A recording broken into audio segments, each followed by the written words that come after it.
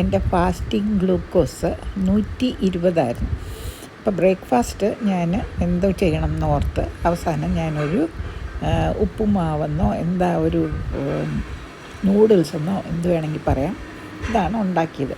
ബീൻസും ക്യാരറ്റും ഉള്ളിയും ഇഞ്ചിയും പൊടിയായിട്ട് അരിഞ്ഞതും ഇതുപോലെ ഒരു പച്ചമുളകും പിന്നെ കുക്ക് ചെയ്ത റാഗി സേമിയായും അതെല്ലാം കൂടെ പാനിലിട്ട് പച്ചക്കറികൾ വഴറ്റി ഒരു മുട്ടയിട്ട് ചിക്കി പൊരിച്ച് അതിൻ്റെ മുകളിൽ കുക്ക് ചെയ്ത റാഗി സേമിയായും ഇട്ട് എടുത്തപ്പോൾ ഇത്രയും ഉണ്ടായിരുന്നു. ഇത്രയും എനിക്ക് കഴിക്കാൻ പറ്റിയില്ല, അത് കുറച്ച് ഞാൻ മാറ്റി വെച്ചിട്ട് ബാക്കി ഇതാണ് ഇന്ന് എൻ്റെ പ്രഭാത ഭക്ഷണമായിട്ട് ഞാൻ കഴിച്ചത്.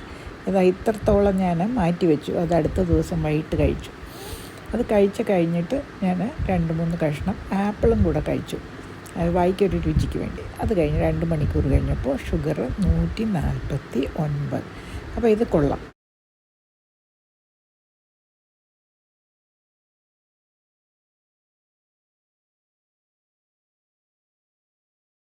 ഞാൻ എൻ്റെ വീഡിയോകളിൽ പറഞ്ഞതുപോലെ സിർക്കേഡിയൻ റിതം അനുസരിച്ച് ഞാൻ എഴുന്നേറ്റ് കഴിഞ്ഞ് 2 മണിക്കൂർ കഴിഞ്ഞിട്ടാണ് ഞാൻ ഈ ബ്രേക്ക്ഫാസ്റ്റ് കഴിച്ചത്, മിനിമം 1 അവർ. റാഗിയിൽ ധാരാളം മൈക്രോ ന്യൂട്രിയൻസ് ഉണ്ട്. ഇത് ഹൈ GI ആണെങ്കിലും ഈ വെജിറ്റബിൾസും എഗ്ഗിലെ പ്രോട്ടീനും ഇതിൻ്റെ ഈ മീലിനെ ഹൈ GI അല്ലാതെ ആക്കും. നമ്മൾ പോർഷൻ സൈസും അതുപോലെ ഫൈബറും അഡ്ജസ്റ്റ് ചെയ്താൽ ഏത് ഭക്ഷണവും നമുക്ക് കഴിക്കാം.